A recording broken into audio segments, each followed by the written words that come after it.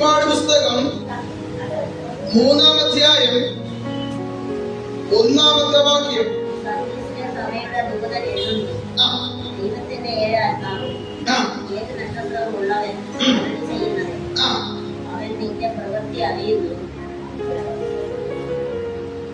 നിന്റെ പ്രവൃത്തിയല്ല, ഞാൻ നിന്റെ പ്രവൃത്തി അറിയുന്നു.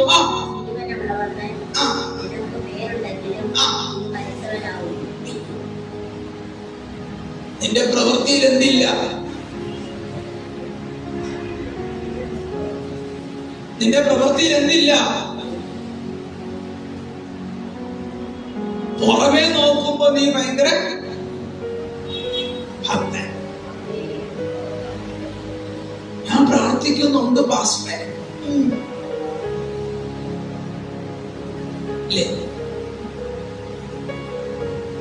ഞാൻ പ്രാർത്ഥിക്കുന്നുണ്ട് പാസ്റ്ററെ. പക്ഷേ ദൈവം നിന്നെ നോക്കുമ്പോ എന്താണ്? നിന്റെ പ്രാർത്ഥനയ്ക്കകത്ത് എന്തില്ല? ജീവനില്ല. ജീവനില്ലെന്ന് പറഞ്ഞ വിശ്വാസമില്ല. ഞാൻ നിന്റെ പ്രവൃത്തി അറിയുന്നു, കാണുന്നു. ഞാൻ നിന്റെ വിശ്വാസം എന്ന ആ വിശ്വാസത്തിന്റെ അളവ് അറിയുന്നു. ആ നിന്നിലുള്ള വിശ്വാസം എങ്ങനെയാ കിടക്കുന്നത്? മരിച്ചു കിടക്കുക. പക്ഷെ പേരെന്തുവാ? പേര് വിശ്വാസി, പേര് ജീവനുള്ളവൻ, പേര് പ്രാർത്ഥിക്കുന്നവൻ, പേര് ആരാധിക്കുന്നവൻ, പേര് ദാനധർമ്മങ്ങൾ ചെയ്യുന്നവൻ. പേരിനകത്ത് എന്തില്ല? ജീവനില്ല. ഒരു പേര് കൊണ്ട് അവസാനിക്കാനല്ല ക്രിസ്തു നമ്മെ തിരഞ്ഞെടുത്തത്.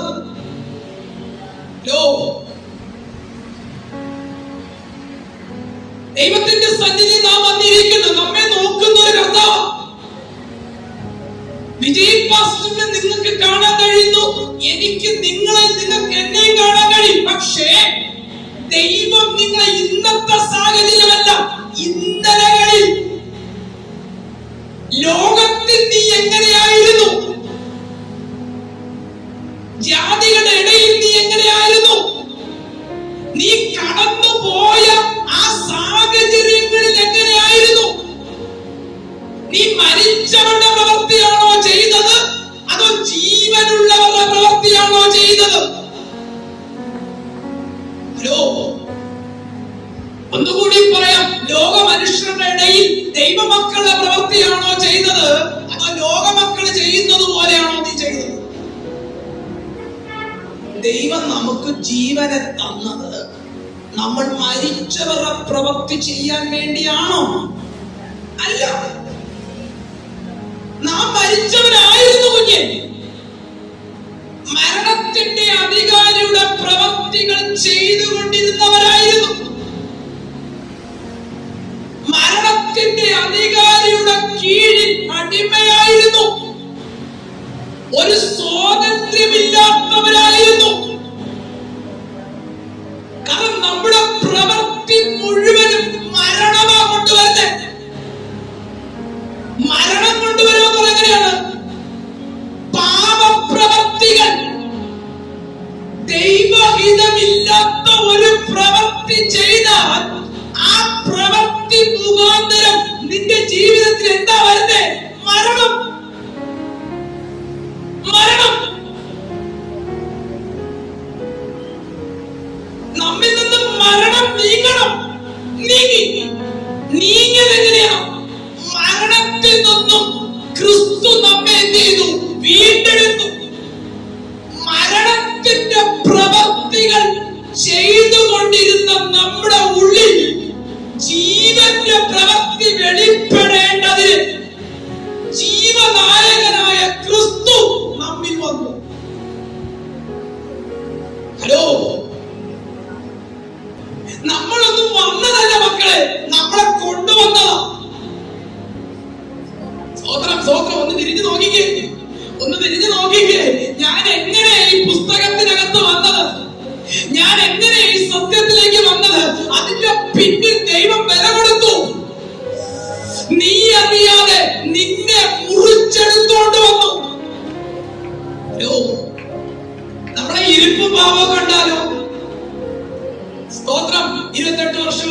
58 വർഷം 68 വർഷം എന്തോ പാരമ്പര്യമോ പരിശുദ്ധാത്മാവ് നിന്നോട്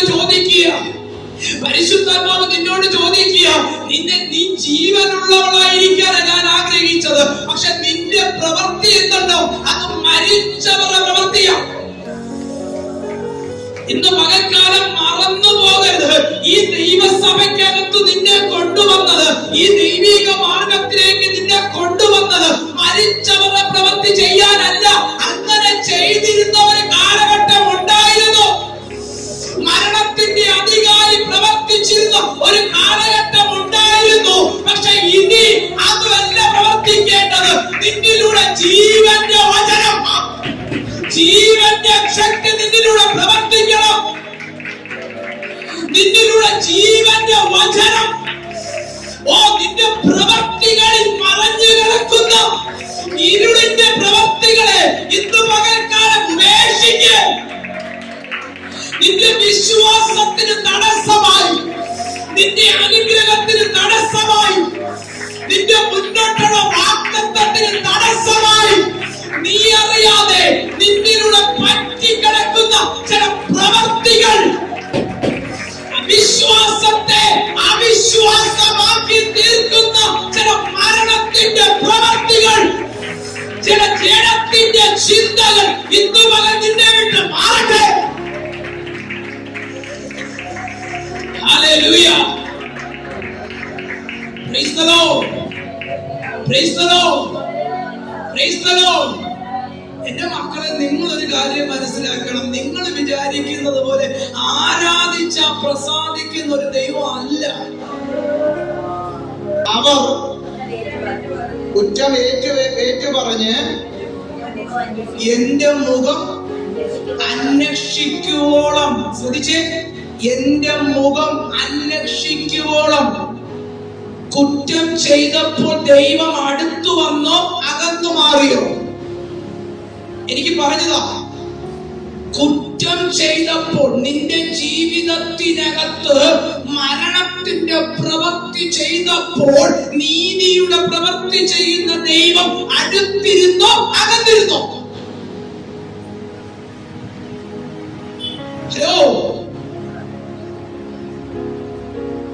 ദൈവഹിതമില്ലാത്ത ഒരു ചിന്ത മതി മക്കളെ, ദൈവഹിതമില്ലാത്ത ഒരു ചിന്ത മതി. നിന്റെ ഹൃദയത്തിന്റെ ചിന്തകളാണ് ദൈവം നോക്കുന്നത്. ശരീരത്തിലെ പ്രവൃത്തികൾക്ക് മുമ്പേ ചിന്തയാണ്. ഒരു മനുഷ്യൻ പ്രവർത്തിക്കുന്നതിന് മുമ്പേ അവന്റെ ഉള്ളിൽ വരുന്ന ചിന്തയാണ്. ആ ചിന്ത വന്ന ഉടനെ നിന്റെ ജീവിതത്തിൽ പാപം ചെയ്യും. അപ്പൊ പാസ്റ്ററെ, അതെങ്ങനെ കഴിയും? മരിക്കുന്നത് വരെ നമുക്കതിന് കഴിയത്തില്ല. മരിക്കുന്നത് വരെ നമ്മുടെ ചിന്തകളോട്, ജഡത്തിന്റെ ചിന്ത മുഴുവനും ദൈവത്തോട് എതിരാണ്. പക്ഷെ നീ ഒരു കാര്യം മനസ്സിലാക്കണം, ദൈവത്തിന്റെ ചിന്തയാണോ അതോ പിശാചിന്റെ ചിന്തയാണോ നീ പ്രവർത്തിക്കാൻ പോകുന്നതെന്ന് നീ മനസ്സിലാക്കണം. അവർ കുറ്റം ഏറ്റു പറഞ്ഞ്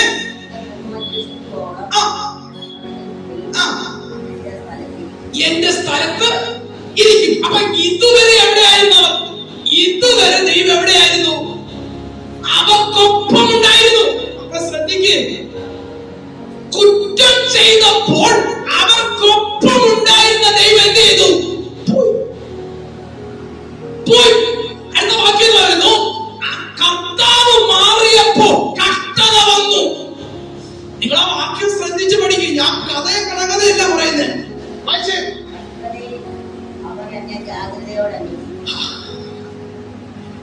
കഷ്ടത വന്നില്ല. കഷ്ടത എങ്ങനെ വന്നു? ഈ പ്രതിസന്ധി എങ്ങനെ വന്നാമൻ? ഈ പ്രതികൂലം എങ്ങനെ വന്നേ?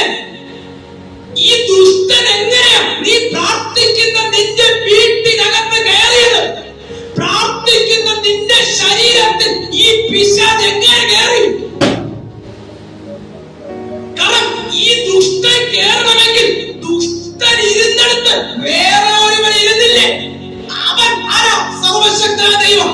അവൻ പുറത്തു പോയത് കൊണ്ടാ ദുഷ്ടനകത്ത് കയറിയത്. അവൻ പുറത്തു പോയത് കാരണം എന്തോ? നീ എന്തോ അരുതാത്തത് ചെയ്തു. ദൈവഹിതമില്ലാത്ത ഏതോ ഒരു പ്രവൃത്തി നിന്റെ ജീവിതത്തിൽ നീ ചെയ്തു. ഇന്ന് പകൽക്കാലം ഞാൻ ദൂത് പറയാം. ദൈവഹിതമില്ലാത്ത വഴികൾ, ദൈവഹിതമില്ലാത്ത വാക്കുകൾ, ദൈവഹിതമില്ലാത്ത പ്രവൃത്തികൾ ഇന്ന് പകൽ നീ ഏറ്റുപറയുക. ദൈവഹിതമില്ലാത്ത പ്രവൃത്തി നീ ചെയ്താൽ ദൈവം നിന്നെ വിട്ടു മാറും. വീണ്ടും വാക്യം. കുറ്റം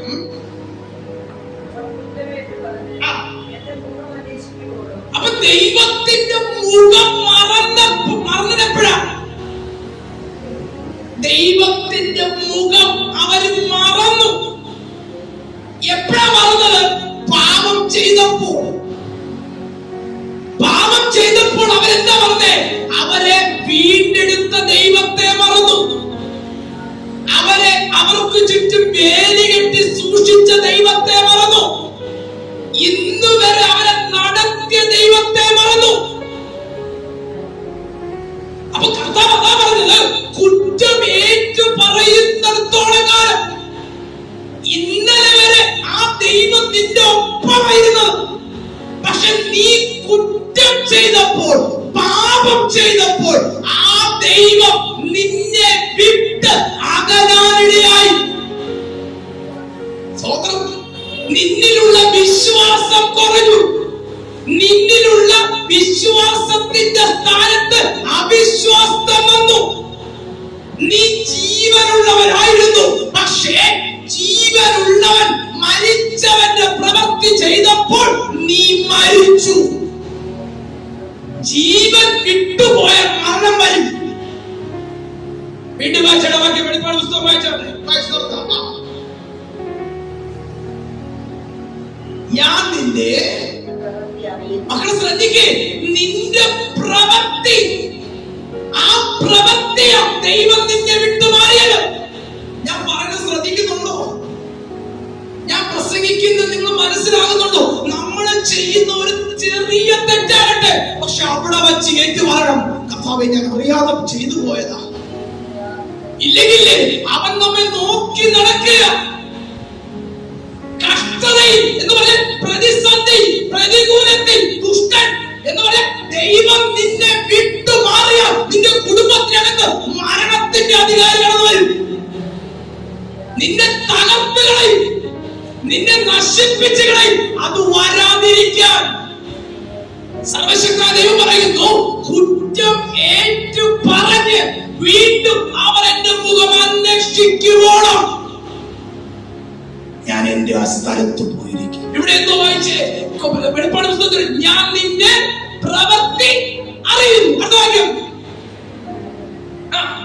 ജീവനുള്ളവനെന്ന് പേരെന്തുവാ? വിശ്വാസി. പക്ഷെ പ്രവൃത്തി മുഴുവൻ അവിശ്വാസികൾ ചെയ്യുന്ന പ്രവൃത്തിയാണ്. ജീവനുള്ളവന്റെ പ്രവൃത്തി ചെയ്യേണ്ട നിന്നിൽ നിന്നും മരിച്ചവരുടെ പ്രവൃത്തി വെളിപ്പെടുന്നു. എങ്ങനെയാ? നിന്റെ വിശ്വാസത്തിന്റെ സ്ഥാനത്ത് അവിശ്വസ്തത വന്നു.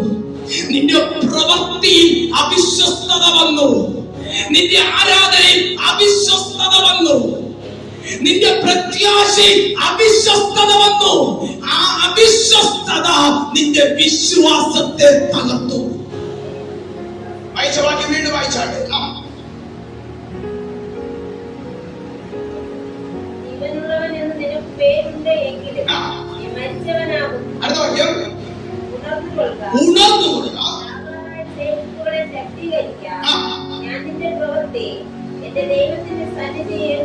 യേശു കർത്താവ് പറയുന്നു, ഞാൻ നിന്റെ പ്രവൃത്തി, ഞാൻ നിന്റെ വിശ്വാസം ദൈവത്തിന്റെ സന്നിധിയിൽ പൂർണ്ണതയുള്ളതായി കണ്ടില്ല.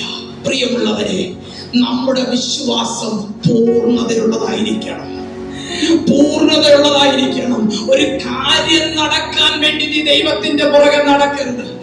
ഒരു കാര്യം നേടിയെടുക്കാൻ വേണ്ടി ദൈവത്തെ അന്വേഷിക്കരുത്. മക്കളെ, ഈ പ്രതിസന്ധി ഒന്ന് മാറി കിട്ടിയാൽ മതി എന്ന ചിന്തയിൽ ദൈവത്തെ ആരാധിക്കരുത്.